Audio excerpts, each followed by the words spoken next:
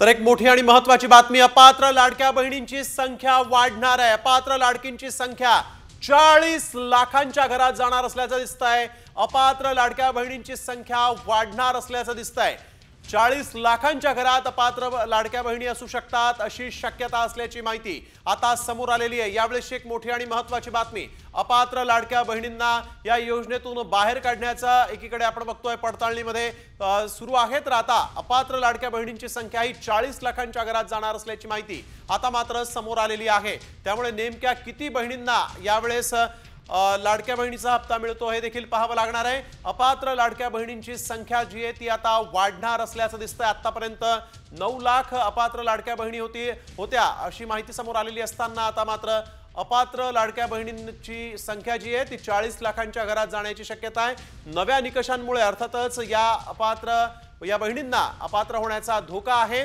यावेळेस एक महत्त्वाची बातमी आपण बघतोय, ज्यांच्याकडे कार आहे अशा बहिणी देखील अपात्र ठरतायत। त्यामुळे 40 लाख अपात्र बहिणी असू शकतात अशी शक्यता आहे। यावेळी एक सगळ्यात मोठी आणि महत्त्वाची बातमी आपण बघतोय, लाडकी बहीण योजनेमधून 40 लाख बहिणी ज्या आहेत त्या अपात्र ठरू शकतात अशी माहिती समोर आलेली आहे। नवे निकष आहेत आणि ते निकष लागू झाल्यामुळे या बहिणींना या योजनेतून बाहेर पडावं लागणार असल्याचं दिसतंय।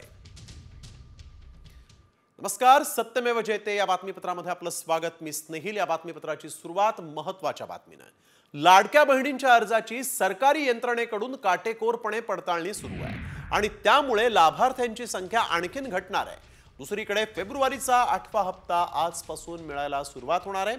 पाहूयात हा एक विशेष रिपोर्ट।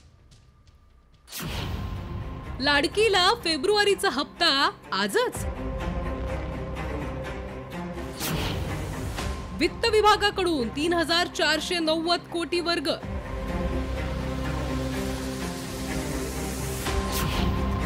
पडताळणीमुळे लाभार्थ्यांच्या संख्येत घट। एकीकडे लाडक्या बहिणींच्या अर्जांची शासकीय यंत्रणेकडून काटेकोरपणे पडताळणी सुरू आहे, दुसरीकडे फेब्रुवारीचा 8वा हप्ता कधी मिळणार याची उत्सुकता होती। लाडक्या बहिणींसाठी खुशखबर आहे, आजपासून लाडक्या बहिणींच्या खात्यात फेब्रुवारीच्या हप्त्याचे 1500 रुपये जमा होणार आहेत। वित्त विभागाकडून 3490 कोटी रुपये वर्ग करण्यात आल्याची माहिती आहे। डिसेंबर अखेर 2,46,00,000 महिला लाभार्थी होत्या, त्यातील 5 लाख महिला अपात्र ठरल्या। त्यामुळे जानेवारीपर्यंत 2,41,00,000 लाभार्थी महिला आहेत। मात्र अजूनही अनेक महिला अपात्र ठरण्याची शक्यता आहे, कारण सरकारने काटेकोर निकष लावलेत। पाहुयात कोणते निकष आहेत आणि नियमात काय बदल केलाय। 4 चाकी वाहन कुटुंबात असेल तर योजनेचा लाभ घेता येणार नाही। महिला परराज्यामध्ये विवाह करून स्थायिक झाली असेल त्याही महिलेला या योजनेचा लाभ मिळणार नाही। लाडकी बहीण योजनेतील लाभार्थी महिलांना दरवर्षी जून महिन्यात बँकेत ई-केवायसी करून हयातीचा दाखलाही जोडावा लागणार आहे। दरवर्षी 1 जून ते 1 जुलै दरम्यान ई-केवायसी करावी लागणार आहे। अर्जात दिलेली नावं आणि पैसे जमा झालेल्या बँक खात्यावरील नावं यात तफावत आढळून आली आहे। अशा 16.5 लाख महिलांना लाभ मिळणार नाही। ज्या महिलांचे आधार कार्ड या योजनेशी लिंक नसेल त्यांनाही या योजनेतून बाद केलं जाणार आहे। नमो योजना किंवा दिव्यांग विभागातील योजनेचा लाभ घेत असलेल्या महिलांना एकत्रित 1500 रुपयांचा लाभ मिळेल, त्यापेक्षा अधिक पैसे मिळणार नाहीत। यासाठी प्रत्येक विभागातून माहिती घेण्याचं काम सुरू आहे। आता नव्याने छाननी सुरू झाल्यानं अपात्र ठरणाऱ्या लाडक्या बहिणींची संख्या आणखी वाढण्याची शक्यता आहे। त्यामुळे निकषांबाहेर लाभ घेतलेल्या किती लाडक्या बहिणी अपात्र ठरणार हे पाहणं महत्त्वाचं ठरणार आहे। यामुळे सरकारी तिजोरीवरील भारही कमी होणार आहे। ब्युरो रिपोर्ट, साम टीव्ही। आणि आता बातमी परिवहन मंत्री प्रताप सरनाईक यांच्या एका मोठ्या वक्तव्याची आहे। लाडक्या बहिणींना एसटी प्रवासामध्ये 50% सवलत या योजनेमुळे एसटी तोट्यात गेली अशी कबुली परिवहन मंत्री प्रताप सरनाईक यांनी दिली।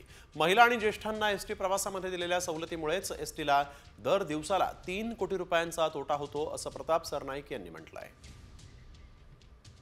सर्व बसेसमध्ये सवलत मिळाली, आता लाडक्या बहिणींना 50% सवलत, बाकी ज्येष्ठांना पूर्णपणे 75 वर्षावरील ज्येष्ठांना त्या बसमध्ये सवलत आणि त्या सवलतीमुळे परिस्थिती अशी झाली की बस फक्त 3 कोटी रुपये पर डे लॉस आहे आणि अशा लॉसमुळे की जर आपण सगळ्यांनाच त्या ठिकाणी आता मोफत सवलत वगैरे देत बसतो मला असं वाटतं की ते बस एसटी महामंडळ चालवणं कठीण होईल. त्यामुळे सध्या तरी या बाबतीत विचार करू शकत नाही.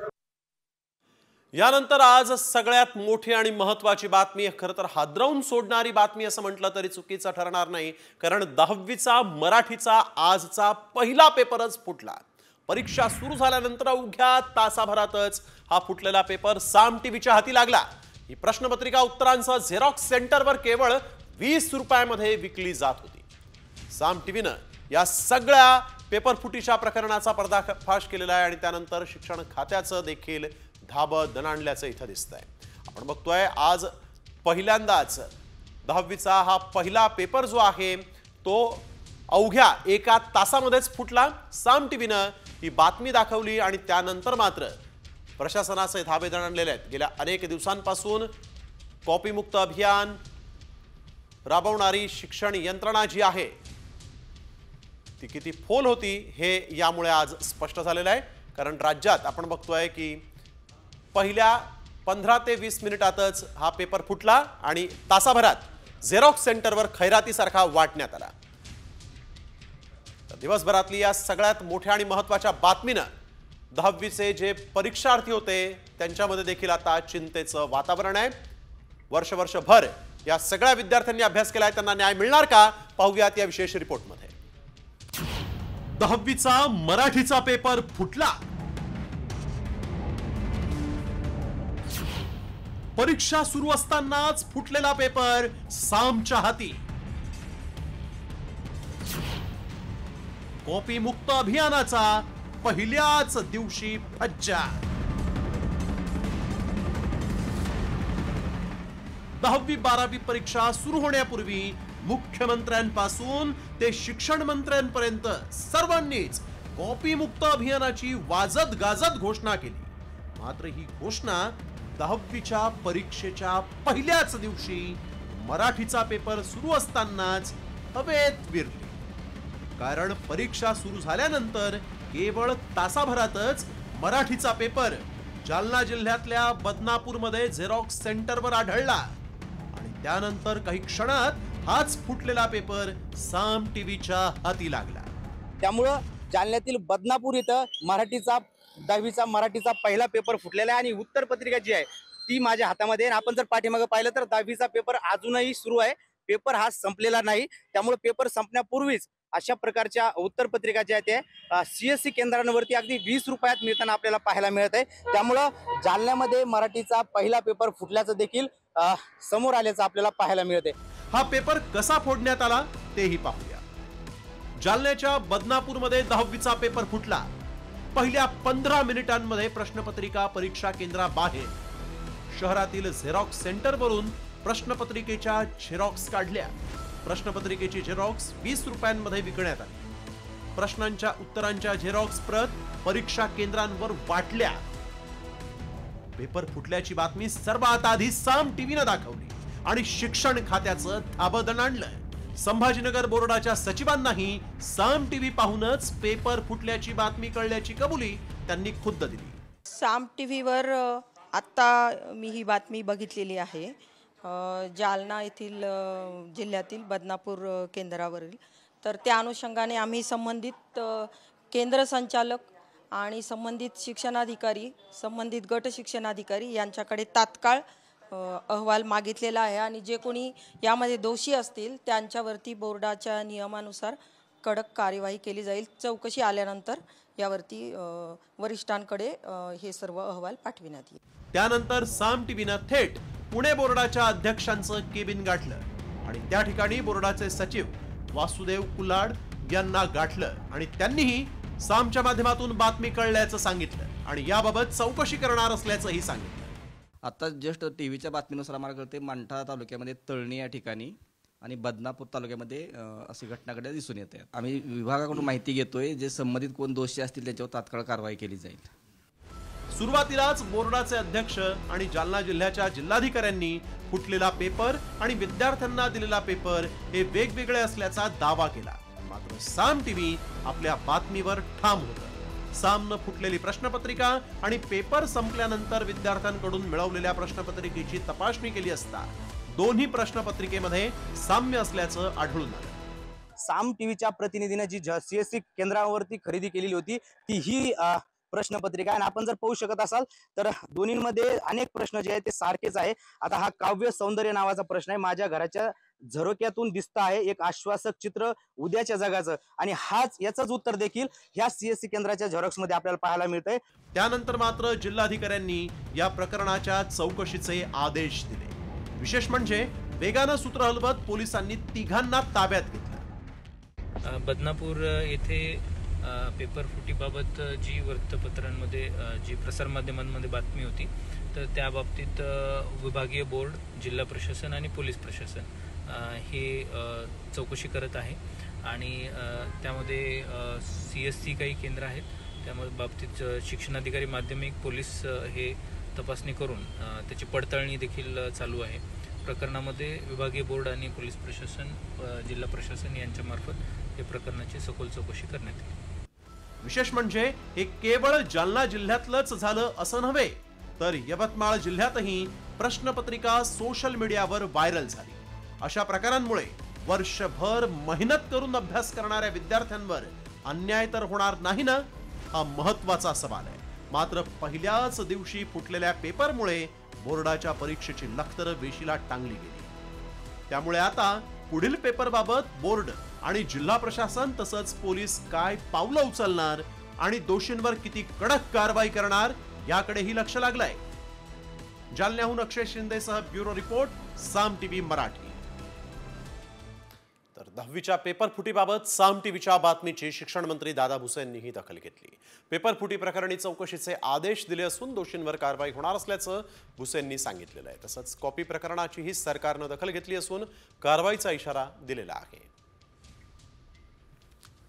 10वीच्या पेपरच्या पहिल्याच दिवशी आज राज्यामध्ये काही ठिकाणी पेपर फुटल्याची घटना घडली तर काही ठिकाणी अगदी कॉप्या मोठ्या प्रमाणात पुरवण्यात आल्या. पोलिसांसमोर हा सगळा गोंधळ सुरू होता. शालेय शिक्षण मंत्री दादा भुसे आता आपल्या सोबत आहेत. जालना जिल्ह्यातल्या बदनापूर इथे काही वृत्तवाहिन्यांच्या माध्यमातून पेपर फुटल्याची बातमी त्या ठिकाणी आली. त्याचं तात्काळ गंभीर दखल घेत बोर्डने त्या ठिकाणी त्याचं सविस्तर चौकशी केलेली आहे. प्राथमिक पातळीमध्ये तर हस्तलिखित स्वरूपामध्ये काही प्रश्न आणि त्याचे उत्तर अशा झेरॉक्स त्या ठिकाणी आढळून आलेले आहेत. प्राथमिक पातळीवर प्रत्यक्ष प्रश्नपत्रिका आणि याच्यामध्ये तफावत आहे, तत्राप याचं गंभीर दखल घेत त्याची सविस्तर चौकशी करण्याचे आदेश देण्यात आलेले आहेत. चौकशीमध्ये जे कोण दोषी आढळून येतील त्याच्यावर कठोर कारवाई त्या ठिकाणी केली जाईल. त्याच्यासोबतच कॉपी पुरवणारे काही चित्रीफीत पण त्या ठिकाणी दिसून आलेले आहेत. त्याची गंभीर दखल सरकारने घेतलेली आहे. ज्या ठिकाणी अशा कॉपीच्या घटना घडतील ते परीक्षा केंद्र पुढच्या काळामध्ये रद्द केले जातील. कॅमेरामन प्रवीण काळबांडेसह अभिजित सोनवणे, साम टीव्ही. तर जालन्यामध्ये मराठीचा पेपर फुटलेला असताना पोलिसांच्या नाकावर टिचून कॉपी सुरू असल्याचंही पाहायला मिळालं. राज्यात कॉपी मुक्त अभियानाचा फज्जा उडालेला आहे. जालन्यात खिडकीतून भिंतीवर उड्या मारत विद्यार्थ्यांपर्यंत कॉप्या पुरवल्या. तर जळगावमध्ये देखील अनेक 10वीच्या परीक्षा केंद्रांवर कॉपी बहाद्दरांकडून कॉप्या सर्रासपणे पुरवण्यात आलेल्या आहेत. काही परीक्षा केंद्रांवर पोलीस कर्मचाऱ्यांसमोरच कॉपी बहाद्दर कॉपी पुरवताना दिसले आहेत. काही परीक्षा केंद्रांवरून तर शिक्षक हे शिक्षकांच्या खोलीतून पिशवी घेऊन भिंतीवरून उडी मारून हे विद्यार्थी पळून जात असल्याचंही चित्र पाहायला मिळालं आहे. येवल्यातील अंदरसूल येथील परीक्षा केंद्रावर कॉपी पुरवणाऱ्या टवाळखोरांनी काही शिक्षकांना दमदाटी केली. त्यामुळे राज्याच्या शिक्षण विभागाच्या कॉपीमुक्त अभियानाचा पहिल्याच दिवशी फज्जा उडाल्याचं पाहायला मिळालं.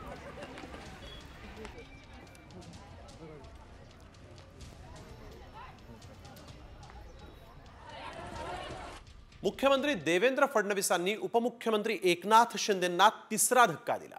नेमका हा धक्का काय? शिंदेंनी मंजूर केलेलं नेमकं कोणतं टेंडर फडणवीसांनी रद्द केलेला आहे. पाहूयात या विशेष रिपोर्टमध्ये. फडणवीसांचे शिंदेंना धक्क्यांवर धक्के.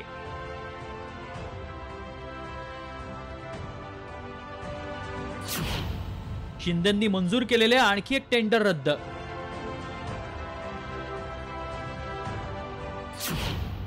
फडणवीस सरकारमध्ये टेंडर वॉर.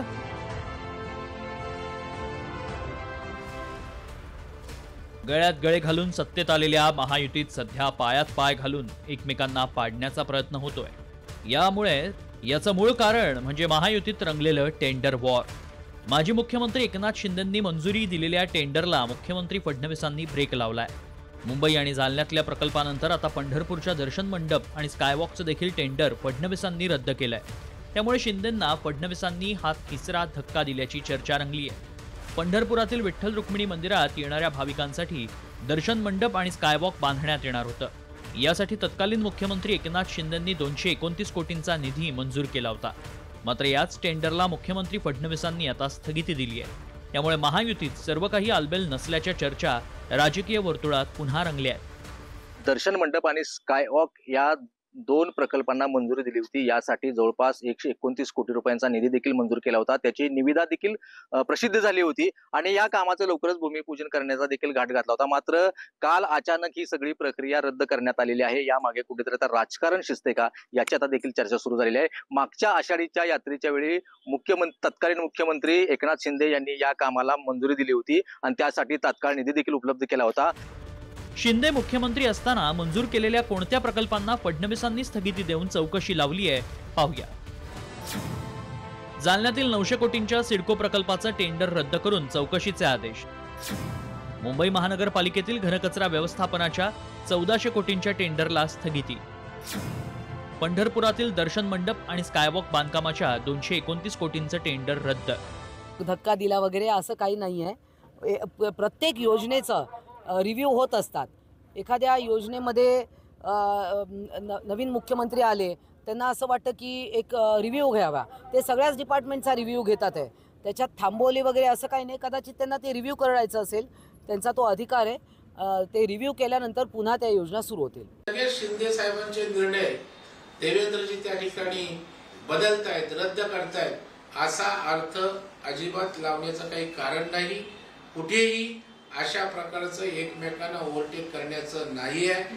जाणीवपूर्वक देवेंद्रजी अजिबात करत नाहीत, करायचं काही कारण नाही, करणार नाही. आणि त्याच्यामुळं शिंदे साहेब, अजितदादा आणि देवेंद्रजी तिघही एकत्रितपणे समन्वयातनं एक विचाराने महाराष्ट्राचा गाडा चालवणार आहेत हे पुन्हा एकदा मी आपल्या माध्यमातून आश्वस्त करतो. फडणवीसांच्या या निर्णयानं विरोधकांना आयतकोलीत मिळालंय. यामुळे मात्र महायुतीत सारं काही आलबेल नसल्याचं दिसतंय. कारण पालकमंत्री पदाचा वाद अजूनही निवडलेला नसताना शिंदेंच्या काळात मंजूर केलेल्या प्रकल्पांना फडणवीसांनी स्थगिती देत चौकशी लावल्यानं भविष्यात महायुतीतला अंतर्गत संघर्ष आणखीन वाढणार की शिंदे फडणवीसांशी जुळवून घेणार याकडेच लक्ष लागलंय. ब्युरो रिपोर्ट, साम टीव्ही. ठाणे जिल्ह्यात महायुतीतील अंतर्गत वाद चव्हाट्यावर येण्याची शक्यता आहे. मुख्यमंत्री शिंदेंना ठाण्यातच घेरण्याची भाजपची रणनीती असल्याचं पुन्हा एकदा समोर आलं. कारण ठाण्यामध्ये भाजपकडून आमदार आपल्या भेटीला हा उपक्रम राबवण्यात येणार आहे. भाजपचे आमदार संजय केळकर यांनी ही माहिती दिलेली आहे. खरं म्हणजे माननीय मंत्री गणेश नाईक हे या जिल्ह्यामध्ये जवळजवळ 15 वर्ष पालकमंत्री होते आणि मलाही आठवतं आहे की जनता दरबार हा त्यांचा अत्यंत महत्त्वाचा असा उपक्रम होता. आता ते मंत्री झालेले आहेत, त्यामुळे जनता दरबाराच्या माध्यमातून लोकांच्या अडीअडचणी ज्या आहेत ते सोडवण्याकरता ते जिल्हाभर अशा प्रकारचे जनता दरबार घेऊन लोकांशी संवाद करणार आहेत. माजी मंत्री अब्दुल सत्तार पुन्हा अडचणीत येण्याची शक्यता आहे. माहिती अधिकार कार्यकर्ते विजय कुंभार यांनी माजी मंत्री अब्दुल सत्तार यांच्याबाबत ट्विट करत गंभीर आरोप केला आहे. सत्तार यांनी मंत्रिमंडळाच्या बैठकीत मंजूर न झालेला प्रस्ताव मंजूर झाला असल्याचं भासवून शासकीय अनुदान लाटलं असा आरोप कुंभार यांनी केला आहे. अब्दुल सत्तार यांनी आपण मंत्री असताना जो मंत्रिमंडळामध्ये प्रस्ताव मंजूर झालाच नाही तो झाल्याचं भासवून आपल्याच संस्थांना अनुदान मिळवून दिल्याचे समोर आलेलं आहे.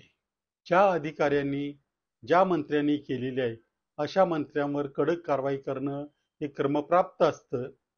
कुठल्याही प्रकारचे गैरव्यवहार होत नाहीत हे लोकांच्या समोर यावं, यासाठी असे प्रकार करणाऱ्या लोकांवर कारवाई करावी अशी मागणी मी महाराष्ट्राचे मुख्यमंत्री देवेंद्र फडणवीस यांच्याकडे केलेली आहे. राज्यातल्या अधिकाऱ्यांच्या बदल्यांचं रेट कार्ड उघड झालं आणि यात कृषी खात्यातल्या बदल्यांचा रेटच सुरेश धस यांनी जाहीर केला. यात मंत्री धनंजय मुंडेंचा किती वाटा असतो हे देखील त्यांनी सांगितलं. काय आहे बदल्यांचं हे रेट कार्ड, पाहूयात या विशेष रिपोर्टमध्ये. बदली हवी, रेट कार्ड बघा. बदल्यांसाठी द्या 20,000 ते 1 कोटी. अधिकाऱ्यांच्या बदल्यांचं रेट कार्ड. राज्याचे कॅबिनेट मंत्री धनंजय मुंडेंवर कृषी विभागातील घोटाळ्यांचे गंभीर आरोप करत तब्बल 300 कोटी रुपयांचा घोटाळा झाल्याचा दावा भाजप आमदार सुरेश धसांनी केलाय. कृषी खात्याअंतर्गत विविध साहित्य, खतं आणि उपकरणांच्या खरेदींमध्ये हा भ्रष्टाचार झाल्याचं आमदार धसांनी म्हटलंय. यासह कृषी विभागातील कृषी सहाय्यक ते उपसंचालक पदापर्यंतच्या बदल्यांसाठी तब्बल 100 कोटी रुपयांचा व्यवहार झाल्याचा दावा आमदार धसांनी केला. सीबीआय, ईडी, राज्याची एसीबी, त्याच्यानंतर मुख्यमंत्री महोदयांशी बोलेल मी, आणखी कोणती एजन्सी त्याच्याकडे मुख्यमंत्र्यांकडे तक्रार करेल. 25 कोटी, 180 कोटीचा इकडचा आणि इकडचा 100 कोटीचा आणि बॅगचा 25 कोटीचा, असा जवळजवळ 200 आणि हा 100, 300 कोटी रुपयापर्यंत भ्रष्टाचार जातो. हा आम्ही जरी विरोधी पार्टीत असलो तरी अजितदादांनी राजीनामा दिलेला पाहिलेला आहे. ज्यावेळेस 71,000 कोटीचा त्यांच्यावरती जास्त भ्रष्टाचार व्हायला लागला, 71 कोटी, 71,000 कोटी, 71,000 कोटी याचा भडीमार झाल्यावर त्यांनी राजीनामा दिला. तसं माझं म्हणणं काय आहे की धनंजय मुंडेंनी देऊन टाका ना, आता थोड्या दिवसापुरता राजीनामा द्या ना, आणि तुमचा संबंध जर संतोष देशमुखच्या खुनामध्ये नाही आला, हे जे भ्रष्टाचाराचं आहे याच्यात नाही आला, तर परत पुनर्स्थापित व्हा ना तुम्ही. आमदार धसांनी या बदल्यांसाठीचं रेट कार्ड जाहीर केलंय. कृषी विभागात धनंजय मुंडेंच्या कालावधीत बदल्या आणि पदोन्नत्यांचे दर किती होते याचा पाढाच धसांनी वाचून दाखवलाय. तंत्र अधिकारी, खत विभाग 1 कोटी, कृषी अधिकारी, खत विभाग 60.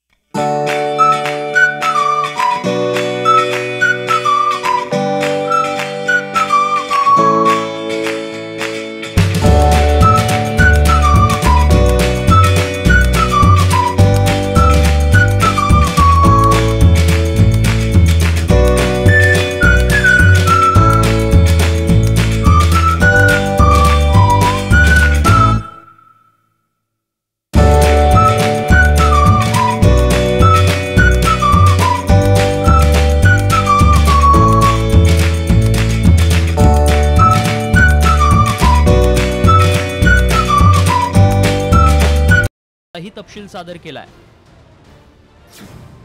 कृषी सहाय्यक 60,000 रुपये, मुंडेंचा वाटा 20,000.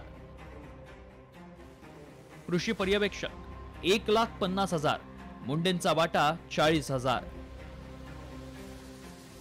कृषी अधिकारी 3 लाख, मुंडेंचा वाटा पूर्ण 3 लाख. कार्यालयीन कृषी अधिकारी 2 लाख, मुंडेंचा वाटा 2 लाख. तालुका कृषी अधिकारी 5 लाख, मुंडेंचा वाटा पूर्ण 5 लाख. कार्यालयीन तंत्र अधिकारी 4 लाख, मुंडेंचा वाटा 4 लाख. उपविभागीय कृषी अधिकारी 7 लाख, मुंडेंचा वाटा पूर्ण 7 लाख. कृषी उपसंचालक 5 लाख, मुंडेंचा वाटा पूर्ण 5 लाख रुपये. बीड सरपंच हत्ये प्रकरणी आरोपांचं रान पेटवणारे भाजपचे आष्टीचे आमदार सुरेश धसांनी सनसनाटी आरोप करत मुंडेंना अडचणीत आणलाय. यासाठी मुंडेंच्या काळातील भ्रष्टाचाराची एसआयटी स्थापन करून चौकशी करा अशी मागणीही आमदार सुरेश धस करतायत.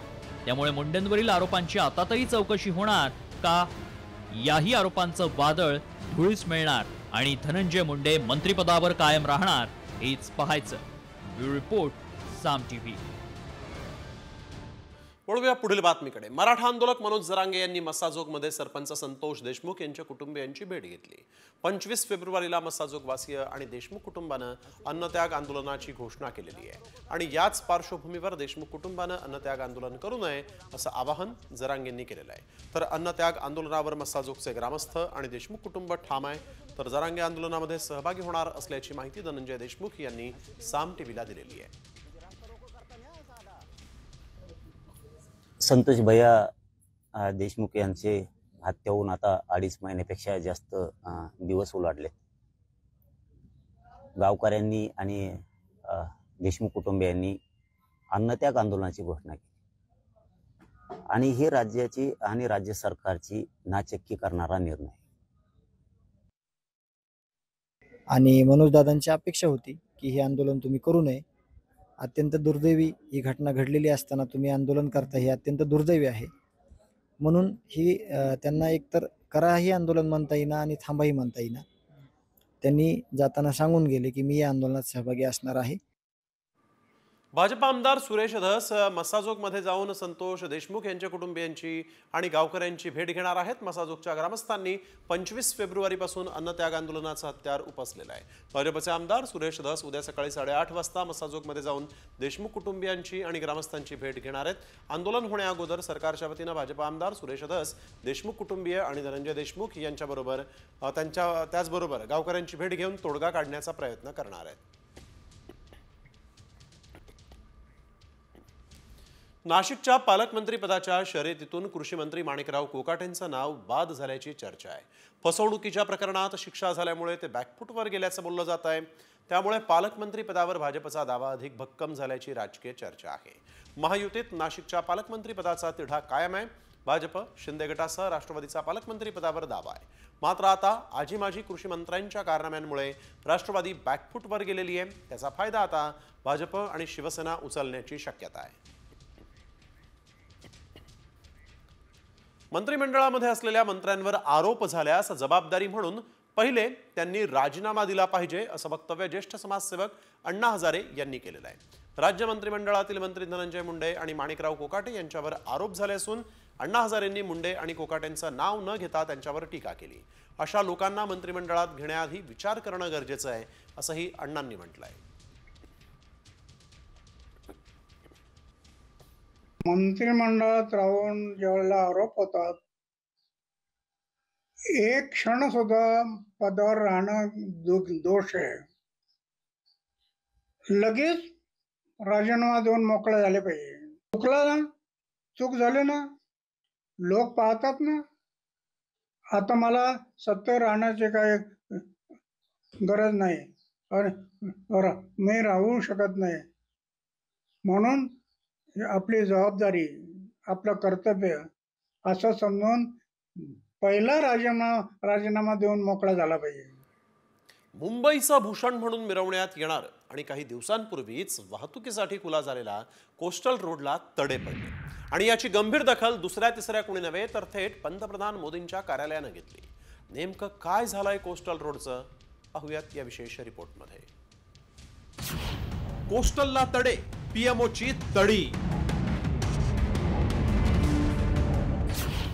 14,000 कोटींचा रस्ता उखडला. 25 दिवसातच कोस्टल रोडची डागडुजी. मोठा गाजावाजा करून 5-5 टप्प्यात उद्घाटन करून अखेर कोस्टल रोड मुंबईत सुरू झाला खरा. समुद्राच्या पोटातून जाणारा हा देशातील पहिला रस्ता असल्यानं अर्थातच त्याचं कौतुक देशभरात झालं. 14,000 कोटी खर्चून हा मार्ग बनवल्यानं मुंबईतील वाहतूक कोंडी सोडवायला मोठी मदत झाली. मात्र या कोस्टल रोडच्या कामाच्या दर्जामुळे पंतप्रधानांच्या कार्यालयाचाही संताप झालाय. कारण कोस्टल रोडला अवघ्या 25 दिवसातच तडे पडले आणि त्यामुळे त्याची डागडुजी करण्याची नामुष्की ओढावली. नेमकं काय झालं कोस्टल रोडवर पाहूया. 14,000 कोटी रुपयांमध्ये तयार झालेल्या कोस्टल रोडवर क्रॅक. हाजी अली आणि वरळी दरम्यानचा भाग प्रभावित. पंतप्रधान कार्यालयाकडून तत्काळ दखल. मुख्य सचिवांकडून माहिती मागवली. राज्य सरकारनंही बीएमसी कडून स्पष्टीकरण मागितलं. कोस्टल रोडवर आधी गळती आणि आता तडे गेल्याचं समोर. याबाबत महापालिका आयुक्तांना विचारणार असल्याचं उपमुख्यमंत्री एकनाथ शिंदेंनी सांगितलं. यामध्ये मी स्वतः लक्ष घालीन आणि मुंबईच्या महापालिका आयुक्तांशी देखील मी स्वतः बोललो आहे आणि त्यांना या संदर्भात गांभीर्याने घेण्याच्या सूचना दिलेल्या आहेत. कोस्टल रोड हा मुंबईकरांसाठी महत्वाकांक्षी प्रकल्प. दक्षिण मुंबईची वाहतूक कोंडी या रस्त्यामुळे फुटली. भूमिपूजन, 5-5 लोकार्पण सोहळे हे 3 आजी माजी मुख्यमंत्र्यांनी करत क्रेडिट घेण्याचा प्रयत्न केला खरा, परंतु आता अगदी 20-25 दिवसातच जर या कोस्टल रोडला डागडुजी करण्याची नामुष्की ओढावत असेल तर मात्र गंभीर बाब आहे. नाही, मला असं वाटतं की त्याची इन्क्वायरी झाली पाहिजे ना. मग महाराष्ट्रात दुर्दैव आहे की एवढा मोठा मॅन्डेट त्यांना मिळालंय की त्यांना वाटतंय की ते कसेही वागू शकतात. हे दुर्दैव आहे की खूप माझा तरी विश्वास होता की देवेंद्रजी नैतिकतेवर त्यांचं सरकार चालवेल. लोकांनी एवढा विश्वास त्यांच्यावर दाखवला, एवढं मोठं मॅन्डेट दिलंय. 2022ला ज्या पद्धतीने राजकारण बदललं त्या पद्धतीने मग कोस्टल रोडचं पण राजकारण बदललं. कोस्टल रोडचं किंमत वाढली.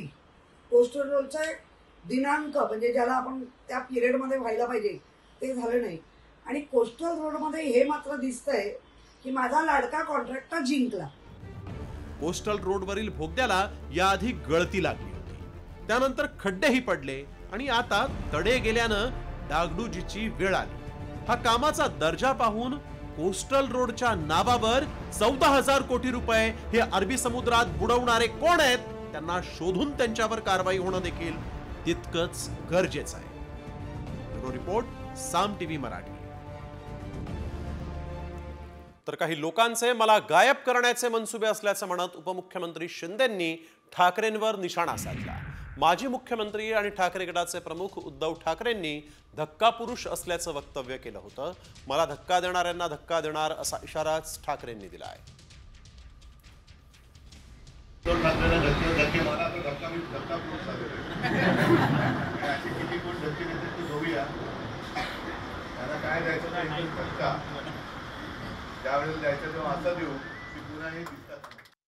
मला विचारलं पत्रकारांनी धक्क्याबद्दल. काही लोक म्हणतात हा धक्का पुरुष आहे. मग आता मला एवढा असा धक्का देणार की मी गायबच होणार. तर एकीकडे ठाकरे आणि शिंदेंमध्ये जुंपलेली असताना तिकडे मोदी आणि पवारांची मात्र केमिस्ट्री पाहायला मिळाली.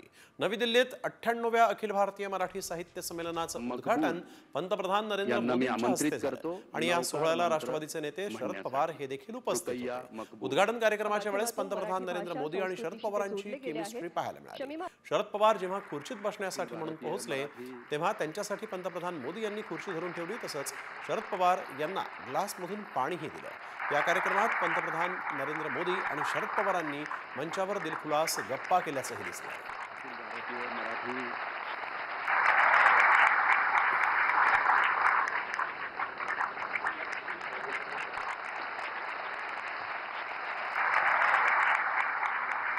अखिल भारतीय मराठी साहित्य संमेलनाच्या या उद्घाटनाच्या वेळेस शरद पवार आणि नरेंद्र मोदी यांनी नेमकं काय प्रतिक्रिया दिलेली आहे पाहूया. तुम्ही दिल्लीतील साहित्य संमेलनासाठी दिवस सुद्धा अतिशय चांगला निवडला. माझ्या मराठीची बोलू कौतुके परी अमृतातेही पैजासी जिंके. महाराष्ट्र धर्म वाढवावा आहे तितके जतन करावे. पुढे आणि मिळवावे. महाराष्ट्र राज्य करावे. जिकडे तिकडे मराठी एक संपूर्ण भाषा है. जवाहरलाल नेहरूंनी जसं संविधानाचं उद्घाटन केलं त्याची पुनरावृत्ती होताना 70 वर्षांनी या संविधानाचं उद्घाटन प्रधानमंत्री नरेंद्र मोदी यांच्या हातून होतंय याचा मला आनंद आहे. एक गोष्ट मी आपल्याला सांगतो की ज्या वेळेला त्यांना निमंत्रण देण्यासाठी मी गेलो तर त्यांनी अक्षरशः एक मिनिट सुद्धा लावला नाही महाराष्ट्राचा कानार हा सोहळा आहे, सारस्वतांचा हा सोहळा आहे. माझी उपस्थिती आहे आणि तुम्ही करणार आहे. आगामी पालिका निवडणुकीच्या पार्श्वभूमीवर राज ठाकरे ॲक्शन मोडमध्ये आले आहेत. राज ठाकरेंनी महापालिका आयुक्तांची भेट घेतली. BMC मुख्यालयामध्ये ही भेट झाली. जमिनीखालून जाणाऱ्या केबल संदर्भात राज ठाकरे यांनी आयुक्तांशी चर्चा केलेली आहे. संबंधित कंपन्यांना कर का नाही असा सवाल राज ठाकरेंनी आयुक्तांना विचारला आहे. मुंबई शहराच्या जमिनीखालून जाणाऱ्या ज्या केबल्स आहेत, मग त्या रिलायन्सच्या असतील, अदानीच्या असतील किंवा इतर ज्या काही आहेत, आज मुंबई महानगरपालिकेची एकूणच आर्थिक परिस्थिती काही चांगली नाही आणि अशा परिस्थितीमध्ये त्यांच्याकडनं येणारे जे पैसे आहेत ते महानगरपालिका का घेत नाहीये. इतर राज्यांमधले येणारे जे पेशंट्स आहेत त्या महानगरपालिका तिकडची लोक ही काही मुंबई महानगरपालिकेला काही पैसे देऊ करते का, की नुसतेच फक्त आपण पेशंट बघायचे आहेत आणि आपल्या शहरावरचा किंवा हॉस्पिटलवरचा लोड वाढवायचा आहे. तर या दृष्टिकोनातनं काही काय म्हणतात त्याला वेगळे चार्जेस काही करता येतील का, कसे करता येतील किंवा काय, या दृष्टिकोनातनं आता आमचं बोलणं झालं. तर आपण बघतोय परराज्यातील रुग्णांकडून शुल्क घ्या अशी देखील मागणी यावेळेस राज ठाकरेंनी केलेली आहे. तर उपमुख्यमंत्री एकनाथ शिंदे यांना जीवे मारण्याच्या धमकीचा ईमेल पाठवणाऱ्या दोघांना पोलिसांनी अटक केली. मंगेश वायाळ आणि अभय शिंगणे अशी त्यांची नावं आहेत. दोघेही बुलढाण्याच्या देऊळगावचे रहिवासी असल्याची माहिती आहे. शिंदेंची गाडी बॉम्बनं उडवून देण्याची धमकी गोरेगाव पोलिसांना ईमेलवरून दिली होती. शिंदेंना धमकी देणाऱ्यांना अटक करण्यात आलेली आहे. बॉम्बनं शिंदेंना त्यांची गाडी उडवून देऊ अशी धमकी देणारा मेल या दोघांनी केला होता आणि या प्रकरणी दोघांना आता अटक झालेली आहे. काय उद्देशानं यांनी हा मेल केला होता याचा आता शोध पोलीस घेत आहेत. शिंदेंना धमकी देणारे दोघे जे होते त्यांना आता पोलिसांनी अटक केलेली आहे. वळूया पुढील बातमीकडे. एक महत्त्वाची बातमी. माजी मंत्री बाबा सिद्दीकी यांच्या हत्येतील मुख्य आरोपी जिशान अख्तरचा एक कथित व्हिडिओ समोर आलेला आहे. यामध्ये जिशान अख्तर जो आहे तो परदेशामध्ये पळून गेल्याचा दावा करतोय. तर आपल्याला परदेशात पळून जाण्यासाठी पाकिस्तानात राहणारा माफिया डॉन फारूक खोखरचा राईट हँड शहजाद भट्टीनं मदत केल्याचं देखील यावेळेस दावा करताना या अख्तरनं म्हटलेलं आहे. मात्र सध्या अख्तर हा कोणत्या देशात आहे आणि कोणासोबत आहे हे अद्याप स्पष्ट झालेलं नाही. मेरे को इंडिया में बाबा सिद्दीकी वगैरह वाले केस लगा रखे हैं, तो इस मुसीबत के समय में मेरा साथ दिया शहजाद भट्टी भाई ने. उसने मुझे इंडिया से निकाला है और मैं एशिया से बहुत दूर हूँ और अपना बड़ा भाई है शहजाद भट्टी, और हमारे लड़कों को अगर कोई भी मुसीबत होती है तो हमारा खड़े के साथ देता है, ठीक है ना. और उस भाई ने मुझे निकाला है, मेरी असाइलम दिलवा दी है और सही है. और वो इंडिया वालों को पता लग ही जाएगा जब उनके पास इंक्वायरी जाएगी कौन सी कंट्री में हूँ, ठीक है ना.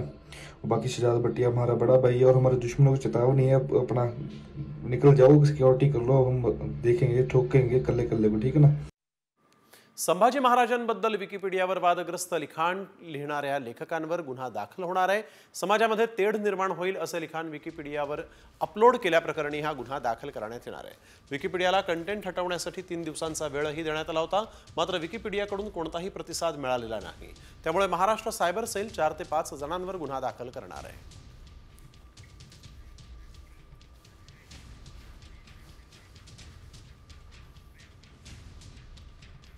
यूट्यूबर रणवीर अलाहाबादियानं इंडियाज गॉट लेटंट या शोमध्ये केलेल्या अभद्र वक्तव्याप्रकरणी आता अभिनेत्री राखी सावंतला समन्स पाठवण्यात आलाय. महाराष्ट्र सायबरनं राखीला समन्स पाठवलेलं आहे. 27 तारखेला उपस्थित राहून जबाब नोंदवण्याचे आदेश देण्यात आले आहेत. तब्बल 50 सेलिब्रिटींना महाराष्ट्र सायबरनं समन्स पाठवलेलं आहे. रणवीर अलाहाबादियाला सर्वोच्च न्यायालयानं अटकेपासून अंतरिम संरक्षण दिलेलं आहे. तुम्ही गुगल पे वापरत असाल तर ही बातमी तुमच्यासाठी महत्त्वाची आहे. गुगल पे वापरणाऱ्यांना मोठा झटका बसणार आहे, कारण आता डेबिट क्रेडिट कार्डवरून बिल पेमेंट केल्यास शुल्क भरावं लागणार आहे.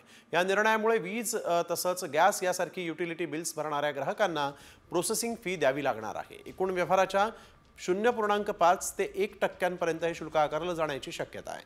मात्र QR कोड स्कॅन करून थेट बँक खात्यात पैसे ट्रान्सफर करण्यावर कोणतंही शुल्क आकारलं जाणार नाही.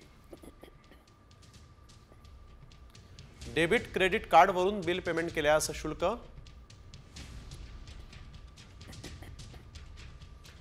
जीएसटीसह 0.5 ते 1% इतकं शुल्क आकारलं जाणार.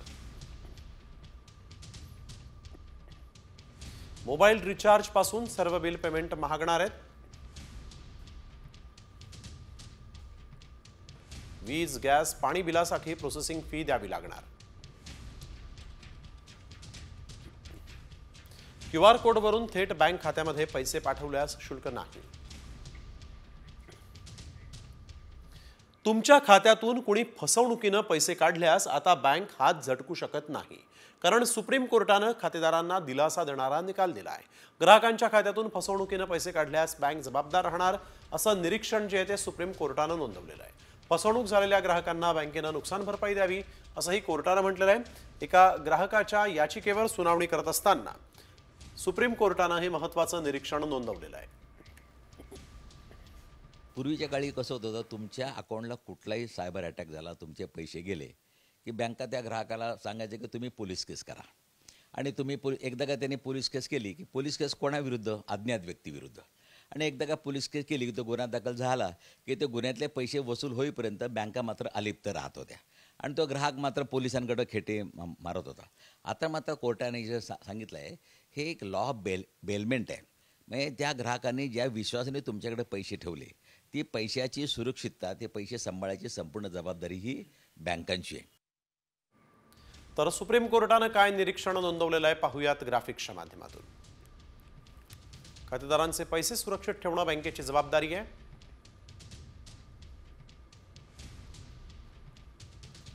खात्यातून फसवणुकीनं पैसे काढल्यास बँक जबाबदार राहील. फसवणूक झालेल्या ग्राहकांना बँकेनं नुकसान भरपाई द्यावी. ग्राहकांची फसवणूक टाळण्यासाठी बँकांनी सक्षम प्रणाली स्वीकारावी. पुण्यातील मार्बल बॉन्टिक सोसायटीतील लोकांना मोठा दिलासा मिळाला. अखेर सोसायटीतील 350 मांजरी शिफ्ट झालेल्या आहेत. पुणे पालिकेच्या आदेशानंतर महिलेनं या घरातील 350 मांजरी ज्या आहेत त्यांना शिफ्ट केलेलं आहे. मार्बल बॉन्टिक सोसायटीतील नागरिकांनी पुणे पालिकेकडे या संदर्भात तक्रार केली होती. तर आपण बघतोय या संदर्भातली बातमी साम टीव्हीनं दाखवली. या बातमीचा पाठपुरावा केला आणि त्यानंतर अखेर प्रशासनानं या महिलेला दणका देताच आता त्यांनी 350 मांजरी ज्या आहेत त्यांना शिफ्ट केलाय. कॅट ओनर्सनी एवढ्या प्रमाणात कॅट्स इथे पाळल्या होत्या त्या त्यांनी आज आम्हाला खराडी येथे शिफ्ट केलेले आहे हे सांगण्यात आलेलं आहे. 13 तारखेला आम्ही जी केलेली पाहणी होती आणि आज दिनांक 21 तारखेला आम्ही जे काही बघितलं आहे त्यात जमीन आसमानचा फरक आहे आणि टोटली त्यांनी त्या शिफ्ट केलेल्या आहेत. मी त्या फ्लॅटमध्ये आज भेट दिली PMCचे अधिकारी यांच्यासोबत, पण आज तिथे काही दिसले नाही मला. मांजरं नाही दिसली, काय म्हणजे घाण पण वाटली नाही की तिथं आतमध्ये. बिगर मास्क घालता गेलो मी आतमध्ये. आणि अशीच स्वच्छता त्यांनी ठेवावी आणि सोसायटीला सहकार्य करावी ही अपेक्षा. राजधानी मुंबईमध्ये भिकाऱ्यांची संख्या वाढणार आहे, कारण शिर्डीत भिकाऱ्यांच्या विरोधात मोहीम सुरू करण्यात आली आहे. इथल्या भिकाऱ्यांना मुंबईतल्या भिकारी गृहामध्ये पाठवण्यात आलेलं आहे. पाहूयात हा एक स्पेशल रिपोर्ट. मुंबई होणार भिकाऱ्यांची राजधानी.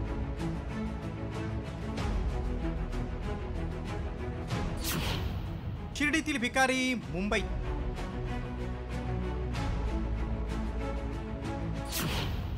मुंबईतील भिकाऱ्यांची संख्या लाखोंमध्ये.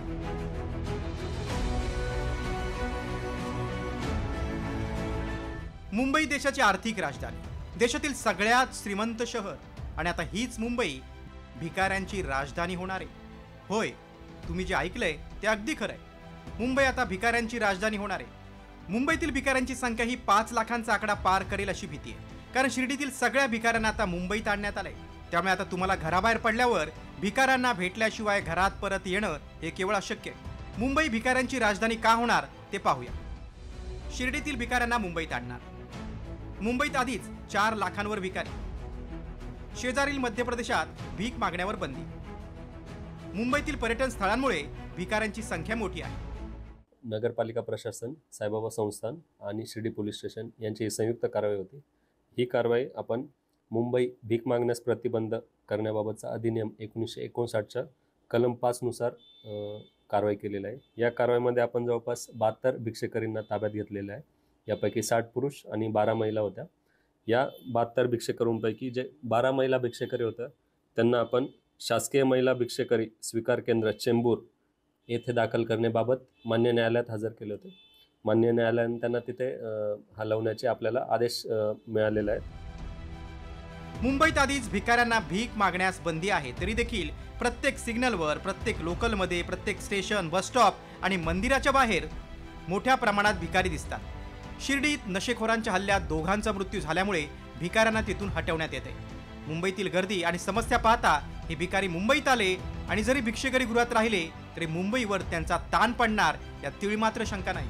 त्यामुळे मुंबई भिकारीमुक्त होण्याचं स्वप्न म्हणजे चंद्रावर घर बांधण्यासारखं आहे असं म्हटलं तरी चुकीचं ठरणार नाही. ब्युरो रिपोर्ट, साम टीव्ही. तर शिक्षकांसाठी एक अत्यंत महत्त्वाची बातमी. हजारो शिक्षकांवर कारवाईची टांगती तलवार आहे. टीईटी उत्तीर्ण न झालेल्या शिक्षकांवर कारवाईसाठी राज्य सरकारच्या शिक्षण विभागानं पावलं उचललेली आहेत. या पार्श्वभूमीवर प्रशांत बंब यांनी राज्यातील सर्व शाळांमधील टीईटी परीक्षा न दिलेल्या शिक्षकांची यादी शिक्षण अधिकाऱ्यांकडून मागवली आहे. त्यावरून ते आता सरकारकडे अपात्र शिक्षकांवर कारवाई करण्यासाठी पाठपुरावा करणार आहेत.